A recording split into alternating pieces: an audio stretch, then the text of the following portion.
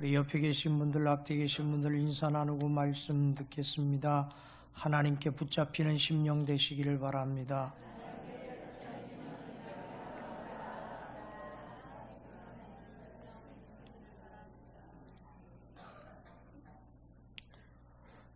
우리는 지난 4년간 지역의 정치를 이끌어갈 일꾼들을 뽑았었고, 이제 6월 13일이면 또다시 4년 동안 지역의 정치를 이끌어가고 교육의 정책을 이끌어갈 중차대한 인물들을 뽑아야 합니다.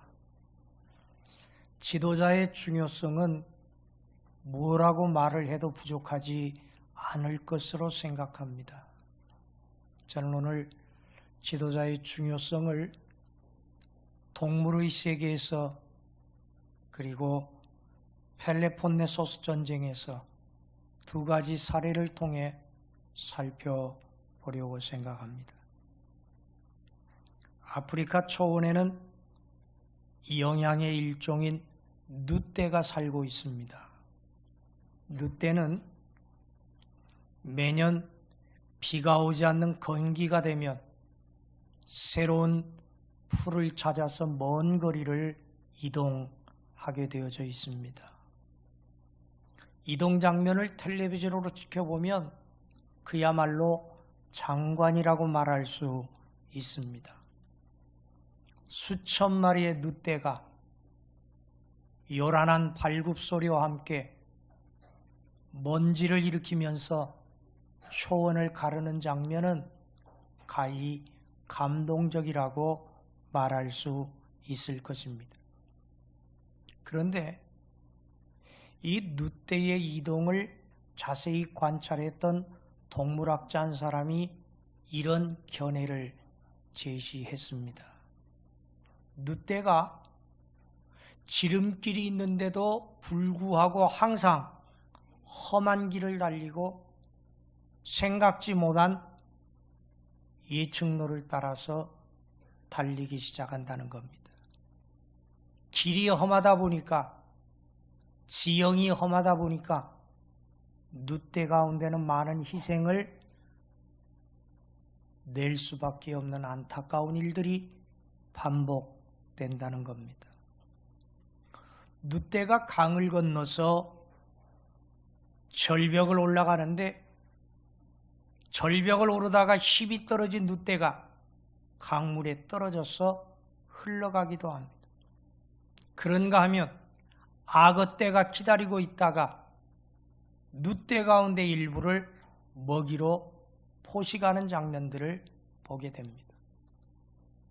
사람들 입장에서 생각하면 지도자가 방향을 바꾸어서 손실을 줄이고 희생을 줄이는 루트를 찾으면 되는데 한 번 정한 길로 바꾸지 아니하고 달려가는 것이 늑대의 습성이라는 것입니다. 따라오는 매개체들이, 따라오는 공동체들이 희생을 당해도 개의치 아니하고 내가 처음에 정한 길로 밀어붙였다가 수많은 희생을 내고야 마는 고집센 지도자 때문에 죽어가는 늑대들의 수가 늘어나는 것을 발견했다는 겁니다. 지도자의 책임은 이처럼 중요합니다. 죽일 수도 있고 살릴 수도 있습니다. 살아가는 길일 수도 있고 죽음으로 인도하는 길일 수도 있기 때문에 그렇습니다. 투키디데스가 지은 펠로폰네소스 전쟁사가 있습니다. 이 펠로폰네소스 전쟁사는 그리스 세계가 힘을 합쳐서 페르시아를 물리친 이후에 아테네를 중심한 세력과 스파르타를 중심한 세력으로 나뉘어져서 균열이 생기게 되어집니다. 그리고는 결국 도시 동맹 국가 간에 전쟁이 벌어졌고 그 전쟁은 무려 27년 동안 이어지게 되어졌습니다. 역사학자들은 그렇게 말합니다. 그리스의 전쟁사에서 펠레폰네소스처럼 가장 어리석은 전쟁은 없었다. 그렇게 말을 합니다. 왜냐하면요, 그리스 문명에 발달했던 찬란한 힘을 27년의 전쟁을 치르면서 모두 다 소비해버렸기 때문에 그렇습니다. 그리고는 그 결과 국력이 약해져서 마케도니아에게 나라의 운명을 내줄 수밖에 없었습니다. 그리고 곧 이어서 등장한 로마에게 세계를 지배하는 패권을 내줄 수밖에 없는 가장 부질없는 전쟁이었다. 그렇게 평가합니다. 이 전쟁은 바다에서 치러지는 해상전쟁과 육지에서 치러지는 지상전쟁으로 나뉘어지게 됩니다. 아테네는 해상전에 약했기 때문에 아테네와 피레우스 항을 잇는 성벽에 의존한 수성작전을 펴기 시작합니다. 아티카 전역을 포기하고 백성들을 아테네 성 안으로 불러들이기 시작합니다. 그러면 어떻습니까? 포기한 땅은 스파르타 군대에 의해서 처참하게 노략당하고 말았습니다. 문제는 어떠한 조건 없이 성 안으로 많은 사람들을 들이다 보니까 역병이 발생하고 전염병이 발생하고 스스로 전쟁다운 전쟁도 치르지 못하고 무너져 버리는 안타까운 사태가 일어나게 되었습니다. 이것을 해결하기 위하여서 페리클레스 사후에 시켈리아 정벌에 나섰던 아테네 대함대가 그만 몰살당하고 맙니다. 병사가 부족하고 전력이 부족하고 나라의 민심이 흉흉하면서 전쟁은 쉽사리 끝나게 되어져 버립니다. 여기에서 투키디데스가 이렇게 이야기를 합니다. 만약에 페리클레스 같은 훌륭한 지도자가 있어서 현명한 판단을 했고 함대의 출전을 막았다면 전쟁의 승패는 어떻게 바뀌었을지 모른다. 결국은 한 사람의 현명한 지도자를 가지고 있지 못했기 때문에 아테네의 운명은 사라져버리고 말았다라고 평가하고 있습니다. 지도자의 선택은 한 공동체의 번영과 소멸을 가져올 수 있는 요소가 된다는 사실을 우리는 기억해야 합니다. 훌륭한 지도자가, 현명한 지도자가, 백성을 생각하는 지도자가, 미래를 바라볼 줄 아는 지도자가, 현실에 대처할 줄 아는 지도자가 있을 때 그 공동체는 흥왕할 수밖에 없을 것입니다. 그러나 현명하지 못하고 고집을 부리고 아집을 부리고 자신의 노선만 주장하고 희생을 강요하는 지도자를 만나면 그 공동체는 어려움을 겪을 수밖에 없을 것이라는 이야기입니다. 오늘 우리가 같이 읽었던 사무엘상 15장 35절 말씀은 이렇게 기록되어져 있습니다. 사무엘이 죽는 날까지 사울을 다시 가서 보지 아니하였으니 이는 그가 사울을 위하여 슬퍼함이었고 여호와께서는 사울을 이스라엘 왕으로 삼으신 것을 후회하셨더라 하는 말씀입니다. 이스라엘 시대의 마지막 사사였던 사무엘이 자신의 손으로 세운 사울의 몰락을 지켜보면서 가슴 아파했습니다. 하나님께서는 특별한 섭리를 가지고 세웠던 왕 사울의 변화된 모습을 보면서 그의 배신과 변절 속에서 후회하신다고 표현하는 안타까운 장면을 보게 되어집니다. 사사 사무엘은 실망하고 슬퍼하고 위대하신 하나님은 왕으로 뽑은 것을 후회했다고 말하는 사울의 말로야말로 비참한 최후라고 말할 수 있습니다. 하나님께서는 사울 임금 때문에 슬퍼하는 사무엘에게 이렇게 이야기하십니다. 첫째, 내가 이미 사울을 버렸다는 것입니다. 둘째, 내가 사울을 버렸으니 이제 사울 때문에 슬퍼하지 말라는 것입니다. 셋째, 베들레헴 땅 이새의 가문에 내가 새로운 왕이 될 사람을 준비해 놓았다고 말씀하고 계십니다. 네 번째, 거기에 가서 기름을 붓고 왕을 세우라고 주께서 명령하십니다. 그런데 사무엘의 반응은 거절이었습니다. 하나님, 제가 만약에 새로운 왕을 세우기 위해서 기름 부으러 이새의 집에 간다면 사울이 그것을 아는 한에 나를 죽일 것입니다. 그랬더니 하나님께서 사무엘에게 이렇게 말씀하십니다. 야, 제사 지낼 준비를 해서 하나님이 감동을 주시니까 이새의 집과 함께 예배하자고 명분을 붙여서 내려가라. 사무엘이 그 말을 듣고 하나님의 음성대로 제사 지낼 준비를 하게 됩니다.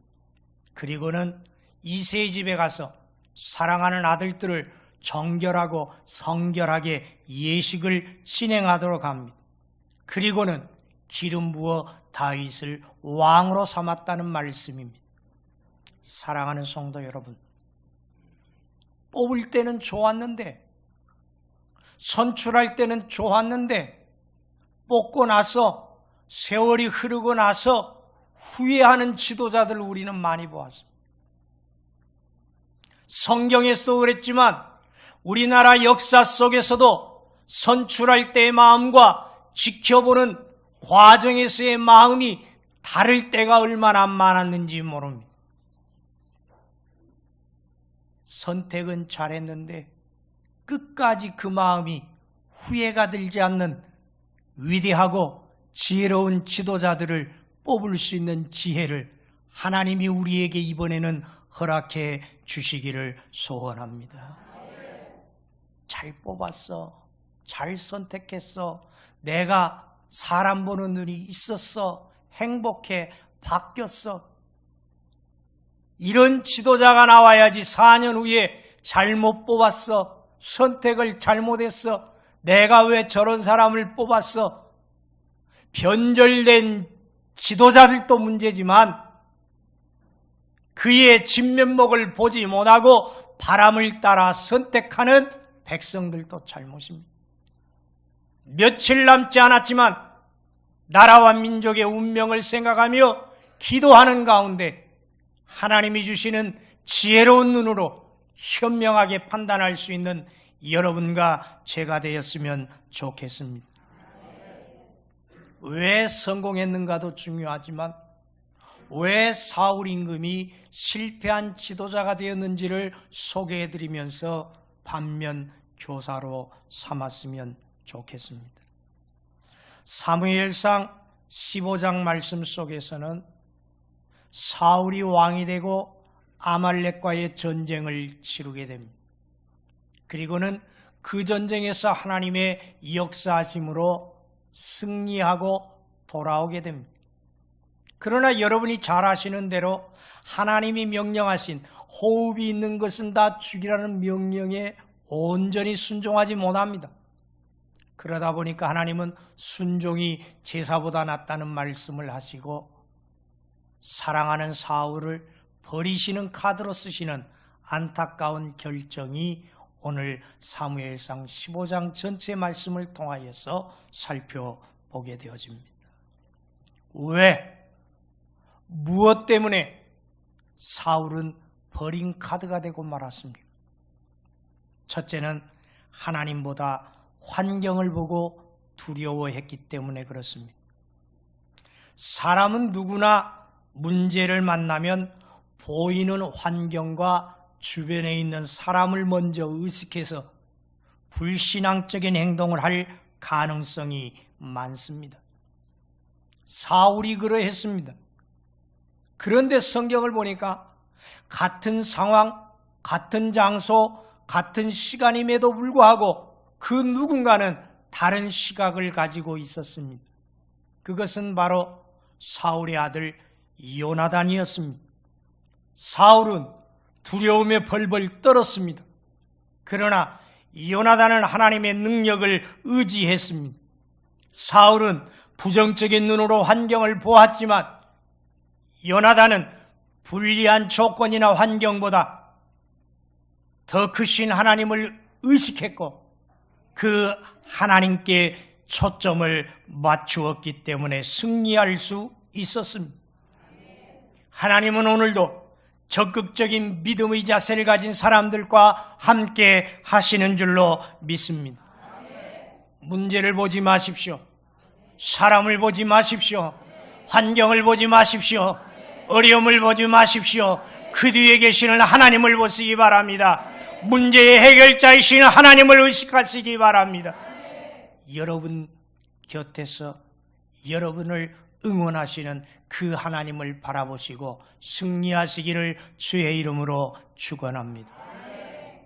왜 실패했습니까? 두 번째는 인내하지 못했기 때문에 그렇습니다. 사울은 기다리지를 못했습니다. 전쟁에 나가기 전에 제사를 지내야 하는데 사무엘이 오기로 했던 시간이 지나면서 백성들이 흩어져 버리기 시작합니다. 초조합니다. 그러다가 결국 사무엘이 제사를 지내야 했던 그 일을 사울이 대신 나서서 제사를 지내게 됩니다. 이 일로 인해서 엄중한 책망을 받습니다. 준엄한 심판을 받습니다. 그리고는 버림받는 이유가 추가가 되게 되어졌습니다. 우리가 세상을 살면서 인생이 실패하는 이유 가운데 하나는 무엇입니까? 기다리지 못하는 겁니다. 인내하지 못하기 때문에 실패할 수밖에 없습니다. 어떤 분은 기도의 응답을 어떻게 받냐고 묻습니다. 신학자들은 이렇게 말을 합니다. 기도의 응답의 왕도는 기다리는 것이다. 기도의 응답이 이루어질 때까지 무릎 꿇는 것을 포기하지 아니하면 반드시 응답의 역사는 일어난다. 얼마를 기도해 보셨습니까? 얼마를 부르짖어 보셨습니까? 하나님께 매어달려 기도했다면 포기하지 말아야 합니다. 낭망하지 말아야 합니다. 좌절하지 말아야 합니다. 참고 기다려야 합니다. 이 또한 지나갈 것을 믿으면서, 이 또한 합력하여 선을 이루실 것을 믿으면서 인내하면 하나님이 승리하게 해주실 줄로 믿습니다. 기억하시기를 바랍니다. 인내하는 사람들에게는 하나님의 큰 보상과 칭찬이 있을 것입니다. 기다리지 못했기 때문에 실패했다면 우리는 믿음을 가지고 하나님께 초점을 맞추면서 기다려야 할 줄로 믿습니다. 왜 사울이 실패했습니까? 세 번째로 영적인 질서를 지키지 않았기 때문입니다.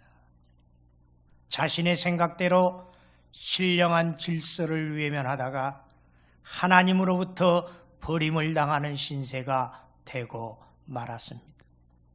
하나님은 어지러움의 하나님이 아닙니다. 하나님은 질서의 하나님이란 사실을 기억해야 합니다. 사울의 실패는 두려움 때문이었습니다. 두려웠기 때문에 인내하지 못했고, 인내하지 못했기 때문에 영적인 질서를 어길 수밖에 없습니다. 어려운 문제를 만날 때마다 다시 한번 강조하지만 하나님을 바라보시기를 바랍니다. 우리가 우리의 인생의 짐을 하나님께 맡기면 하나님께서 반드시 풀어주실 줄로 믿습니다. 반드시 붙들어 주실 줄로 믿습니다. 반드시 해결해 주실 걸로 믿습니다. 반드시 합력하여 선을 이루실 줄로 믿습니다.